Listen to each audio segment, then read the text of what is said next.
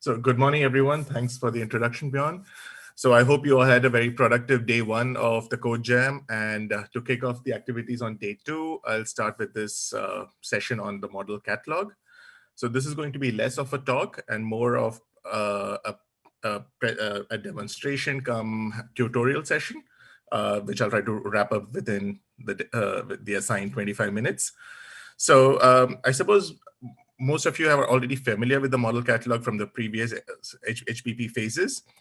So it's basically the eBrains model catalog contains information about models developed and or used within the eBrains infrastructure in any ways. So this could be models that were published previously and were used for enhancing during the SGA phases or used for validation purposes in any ways. So the model catalog itself was developed as part of a larger framework called the validation framework, which, as the name suggests, was intended towards developing a more standardized and systematic method for the validation of computational models. So if I just quickly, in a few lines, sum up what it entailed, we developed a bunch of validation test suites, which were model agnostic, so not tied to any particular model or modeling style in any way, but rather these tests offered a standardized interface, which could then be implemented by any model, any modeling team in their workflows, and they could easily adopt these already available existing tests. The purpose was that to avoid every modeling team or every modeler writing their own code for the same test, which would often not even work in exactly the same way. So even though when you're measuring the same parameter, the method of measuring that parameter would vary, and therefore eventually in how it's reported. So the validation framework basically tied up with these validation test suites. All the data was stored on the knowledge graph, uh, especially since the SGA3 phase.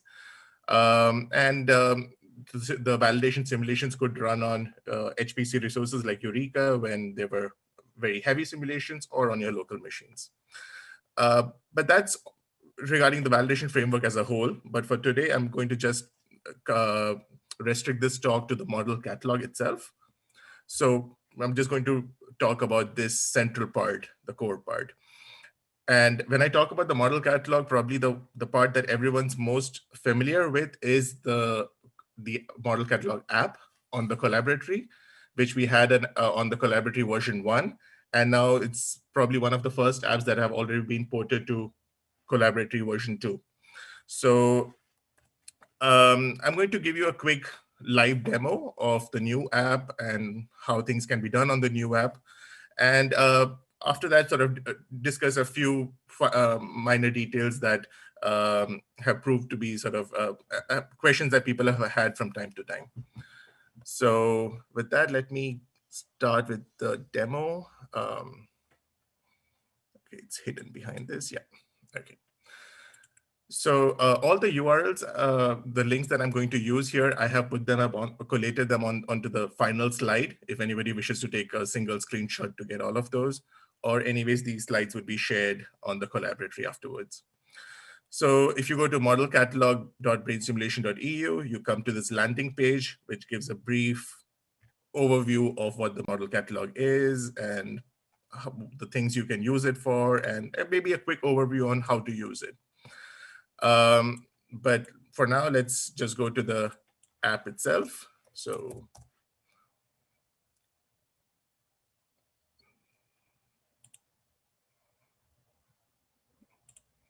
okay, it's taking a bit of time. Yeah, okay. So probably one major difference between the apps on Collaboratory version 1 and version 2 now is the fact that we now have a single app for storing the models, tests, and the validation results. We offer the user now an option to configure whether they wish to have the apps only highlight the models if they are not interested in the validation aspect. So you can set the filter to just show models. So that's the table summary of all the models. And right now we have around 500 plus models in the catalog. So you have the option for viewing more details, more columns. So let's say you want to add more info. you can do that. So you have more information about the species, brain region, cell type, and any other columns you wish to add. You can search and filter by the name or author or anything. So for example, if I'm looking for mitral cell models, I could write mitral and find these. You have other filters that you can set, such as you want to just see the mouse models now. So you have those filters set up there. If for in your line of work, you're only always interested in, let's say, a particular brain region and species, you can configure the app such that it will only show that kind of info whenever you log in. So for example, on the brain region, I can set up, let's say, cerebellum.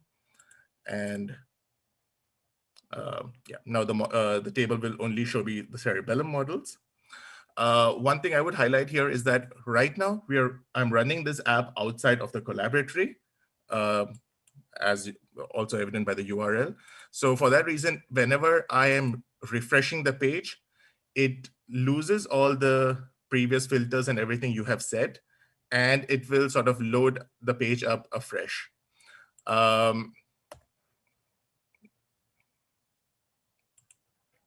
it will load up afresh. So the worker, I mean, so this is not a bug. It's more like the model, the standalone version is for like, not for saving the configuration, but later on, a few slides down, probably I'll show you how you can add the model catalog app to your own collaboratory. And when it exists in your own collab, the settings are retained. But for now, I'll just show you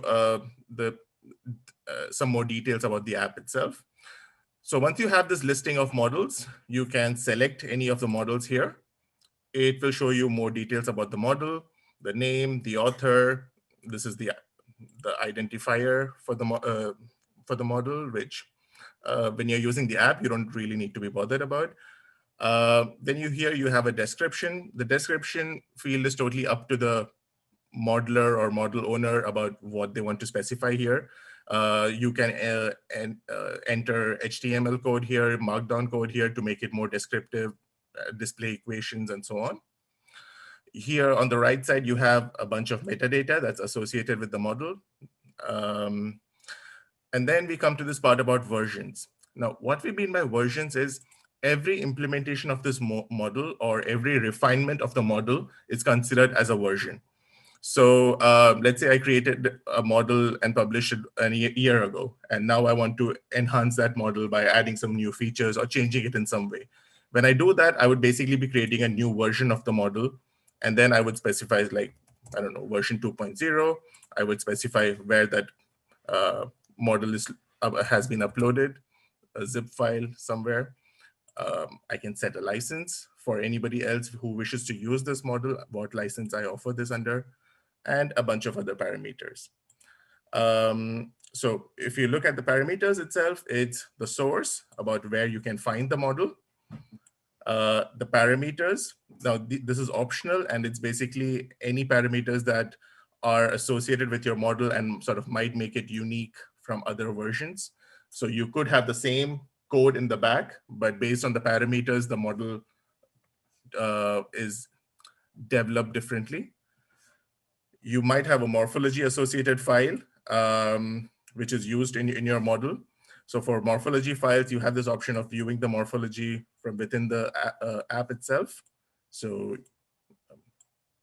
yeah, you have the option of rotating and viewing it. Yeah, you can also play around with the different parts. Yeah, so basically a 3D morphology viewer. I didn't mention that, yeah, for models that are in a predefined format that is accepted by BlueNAS. So BlueNAS is basically developed by, I think, the BBP team, and it's Neuron as a service. So it's Neuron simulator functionality available on the cloud.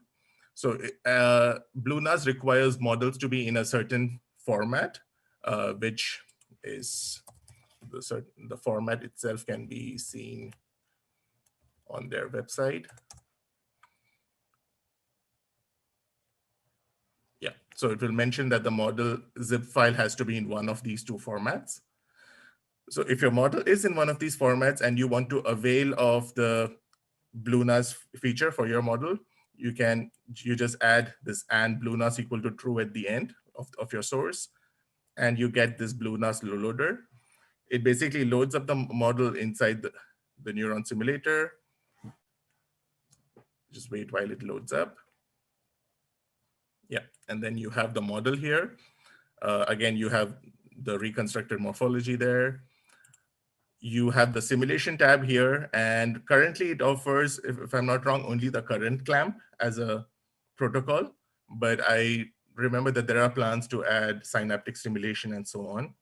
So you have the model, you can specify the delay, duration, amplitude for the stimulus, and yeah, you can run the simulation itself.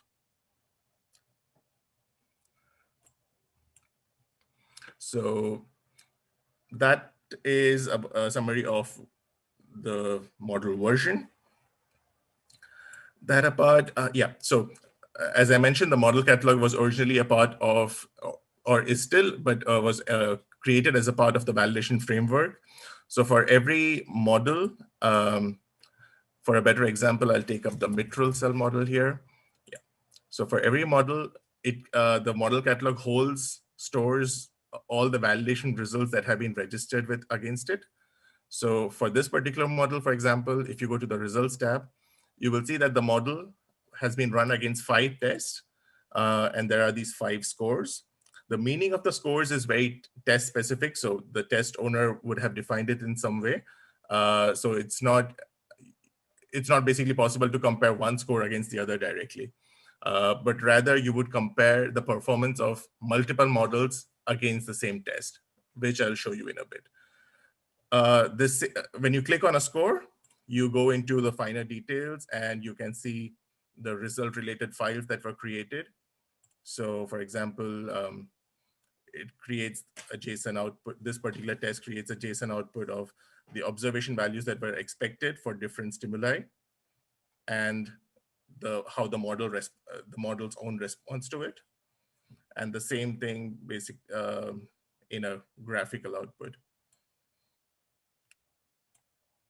These files are stored, the validation result files are stored on Collaboratory version 2, and these files are basically being fetched from there. You have the option of previewing and downloading the files. Yeah, maybe the last part that I'll show on the model catalog itself is the option to compare. So again, if I put in the mitral cell model, I have 4 different models, and maybe now I want to compare how these different models compare to each other. So I select them and I can add to compare.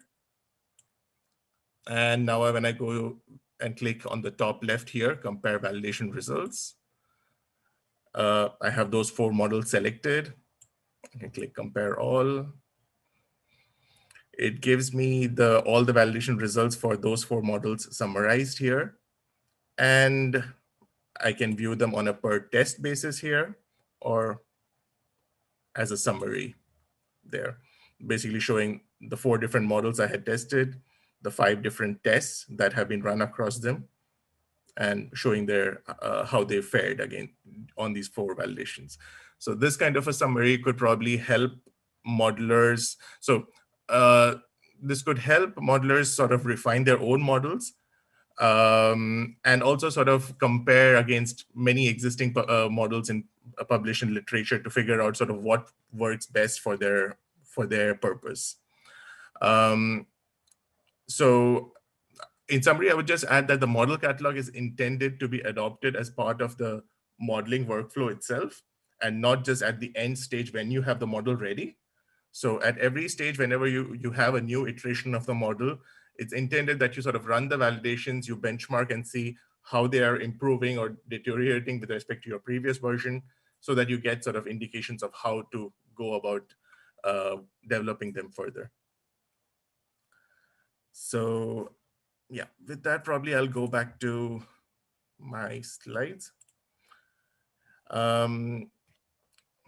Right. So the difference between a KG search and the model catalog. So I'll open up the KG search as well.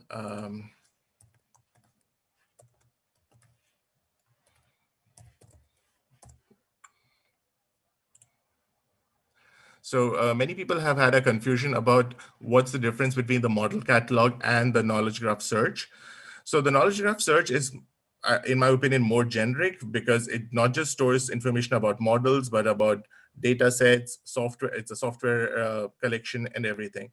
Models just... Should we currently see the knowledge graph search? Because we Oh, still see the models page. okay. So right now, can you see the KG search page? Yes. Yes. Now we can, yes. Ah, right. Okay. So I just moved the toolbar across, and I guess the screen also moved across. Sorry. Yeah. So we have this is the KG Brain search page, eBrains page. So this, as I was saying, I believe it's more generic because it not just gives you information about models, but about data sets, softwares, and other entities as well. Models is just one of them.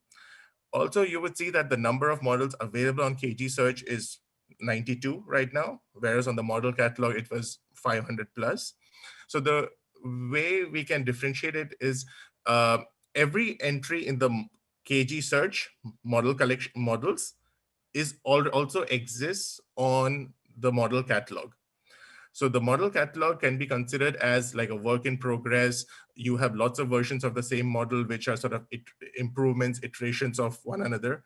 But on the KG search, you have like the final version, which has been published or which has been submitted as, let's say, the end result of a study of a modeling project. So, for example, you have here the Potjens-Diesmann model, this one. And if I go back to the model catalog, you will see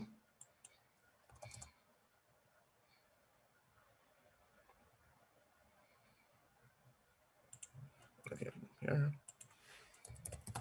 Yeah, you have the same Potjens-Diesmann model here in the model catalog, and it actually offers you a link directly to the KG search app entry. So this button, this link to the KG search app certainly does not exist for every entry on the model catalog, but only those model entries that have been curated. So going forward, we intend to provide a button on the app itself, which would basically be a call from you to the model curation team to have your entry curated. To have it curated means for them to go through your submission to see if firstly, the model is available at the location you specify, whether it runs as is expected, whether the data sets related to it are curated and made available on KG search. Once all these and other criteria are satisfied, your model can be made available on the KG search app. And then, yeah, and entities on the KG search app are expected in the future to have their own DOIs, digital identifiers, whereas that won't be the case for the model catalog. So the model catalog is, in some ways, let's say, more of a raw collection of models that are at various stages of completion: prototypes, drafts, improvements, and including the final versions. Yeah. So next, I'll move on to how to add a model catalog app to your Collab. So as I mentioned, the version that we were seeing right now was the standalone version. Now let's take a look at how you can add the app to your own Collab. So you log into the Collab. I'm going to try to find the Codejam 11 version, Codejam user Collab, which I believe everyone is a member of. So once you're here, you click on this create button on the top right. You enter a title of what you want for your app. I just enter model catalog. Then I click on community app here on the right. I click create.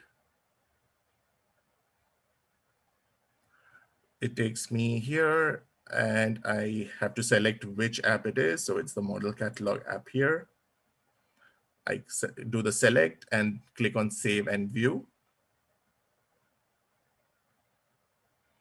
So the first time you add the app, you will come to this, you will encounter this message, which basically says you're being asked to set the configuration for the app.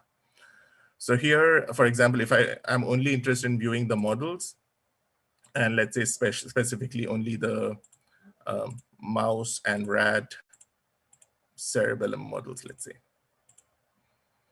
I enter those filters.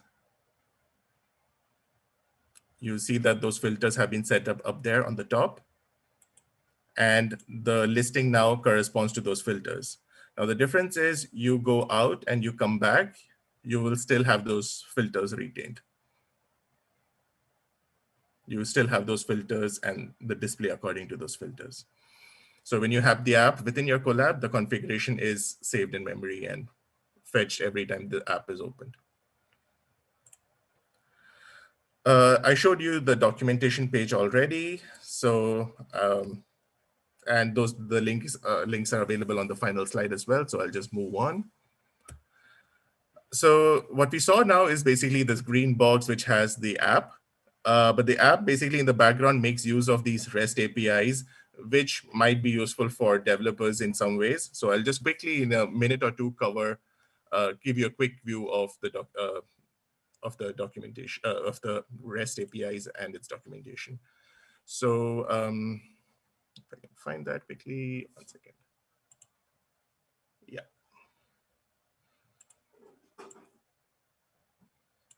Right. So this is the eBRAINS REST API documentation page.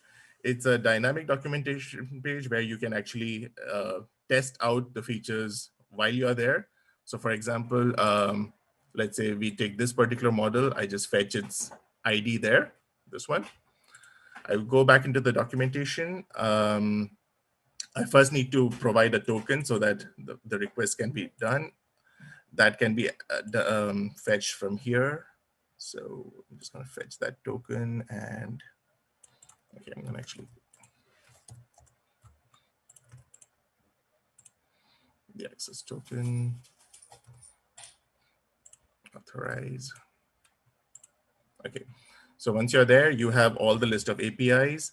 The first set is with regards to the model catalog itself. Now, for example, if I want to use the get for a particular model that I had opened up. Once again, sorry, this ID. Yeah, so I can, you click on try it out. You can click on the model ID, enter the model ID there, click execute, and you will see the response. So basically the same model that we had there, model CA1, you get the same information as a JSON output. So the model catalog app basically in the background translates your requests to fetch information from these APIs and then sort of displays the output JSON in a more user-friendly manner. So you have all these other APIs out that you can use. And but yeah, coming back to the presentation. So since I have like 7 minutes to go, I think I'll maybe rush up a bit. So as you can see, the model catalog app itself makes use of the REST APIs, but it's always nice if there's a programmatic way by which you can access these APIs and sort of automate many of these stuff when you need it. For that purpose, we have this Python client, which again makes use of the same REST APIs, but allows you to develop your own code modules for accessing these features. For example, if you want to register 100 new models, it would be very cumbersome to go into the app, as in app and having to add a new model, filling in these information manually one by hand. So it would be much more preferable to use the Python client, which I'm going to give a very, very quick overview of. So the Python client it's completely open source. It's available on GitHub. You can install it using pip install HTTP validation framework. I'll give you now a quick overview of Jupyter node a demo of Jupyter notebook on how to use it. This one. Okay, so basically you can install by that command. I would advise to have this upgrade parameter just because we have constant minor improvements happening from time to time. So it would be best to just go ahead with the latest version out there. So once you have the package installed, you can import it using import the model catalog and the utilities function, which is optional. once you have this, you need to authenticate to create an instance of the model catalog object. So I have the environment when variable setup. That's why I can do this, but you otherwise can directly just enter the username and password there. If you're running it from within a collaboratory, then you don't require to enter the username and password, and you can simply get away by doing that. It will automatically fetch the token from the notebook inside the collaboratory. So how to register a model? So I'm going to basically copy paste these chunks of code just to save time rather than typing it now. So you basically say the model catalog object, MC.register model. You give it a bunch of information about the collab. So this is the Codejam 11 user collab. I gave it names, Codejam 2020 model testing, and all these other metadata info.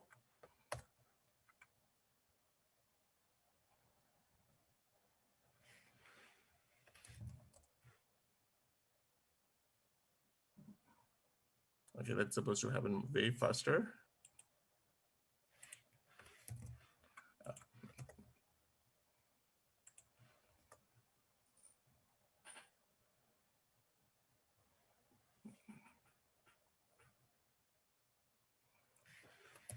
Okay, let me just quickly try one last time.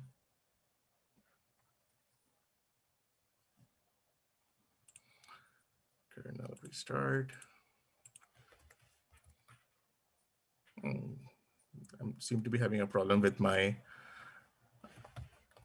notebook. So Shailesh, I've just checked the logs and there's a problem with the knowledge graph. It's being slow to respond. All right, okay. Okay. Oh, okay.